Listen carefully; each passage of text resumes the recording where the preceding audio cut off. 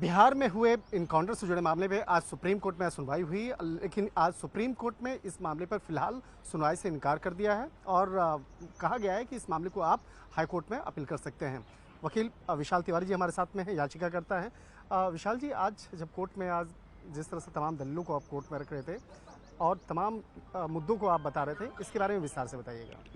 देखिए, हमारे द्वारा ये याचिका दायर की गई थी कि जो एक्स्ट्रा जुडिशियल किलिंग्स होती हैं वह कतई एक डेमोक्रेसी में उनको अलाउ नहीं किया जा सकता। और ख़ासकर इस मामले में भरत भूषण तिवारी के मामले में जो भी सारा लोकल्स का बयान निकल के आया है, मीडिया रिपोर्ट्स निकल के आई, उनमें यही जाहिर आया है कि भरत भूषण तिवारी द्वारा ना तो कोई अपराध कारित किया गया था और उस समय वह सरेंडर की पोजीशन में था और उसको उस समय उसकी हत्या की गई। तो सारा आरोप पुलिस पार्टी पर है। तो हमने याचिका में यही प्रार्थना की थी कि एक निष्पक्ष जांच हो, सीबीआई द्वारा इंक्वायरी हो और जो इन्वेस्टिगेशन और एविडेंस कलेक्शन है वो भी सीबीआई द्वारा किया जाए।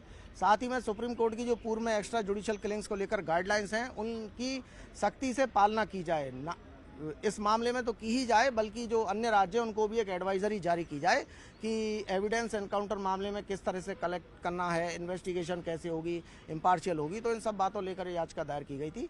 आज इस पर सुनवाई हुई और हमने अपने तर्क रखे। तो माननीय सुप्रीम कोर्ट का मानना था कि हाई कोर्ट इन सब मामलों में सक्षम है, तो आप पहले हाई कोर्ट जाके अप्रोच कीजिए और वहाँ फाइल कीजिए। तो इस लिबर्टी के साथ याचिका का निस्तारण कर दिया गया और हमको हाई कोर्ट जाने का परमिशन दिया गया है।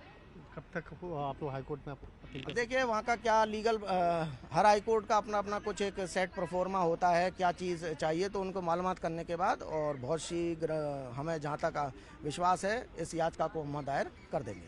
बहुत बहुत शुक्रिया। निश्चित तौर पर कह सकते हैं कि जिस तरह से ये पूरे मामले को देखा जाए, ये मामला बेहद महत्वपूर्ण है और इस मामले को लेकर जिस तरह से बिहार में खास तौर पर राजनीतिक बयानबाजी भी हो रही है और जिस तरह से इस मामले की तफ्तीश के लिए जिस तरह से अलग अलग टीम बनाने की बात हो रही है और खास तौर पर याचिकाकर्ता के द्वारा जिस तरह से कोर्ट में याचिका दायर करके कहा गया था कि इस मामले पर सीबीआई जांच की अनुशंसा होनी चाहिए। तो इन तमाम मामलों पर जिस तरह से आज कोर्ट में तर्क दिए गए, लेकिन कोर्ट ने साफ तौर पर कह दिया है कि इस मामले पर आप आगे हाईकोर्ट में अपील कर सकते हैं और हाईकोर्ट जाइए, हाईकोर्ट में आप स्वतंत्र हैं वहां पर अपील करने के लिए। तो अब देखना लाजमी होगा कि कब तक इस मामले को लेकर पटना हाईकोर्ट में याचिका दायर की जाती है। निश्चित तौर पर यह बेहद महत्वपूर्ण होगा।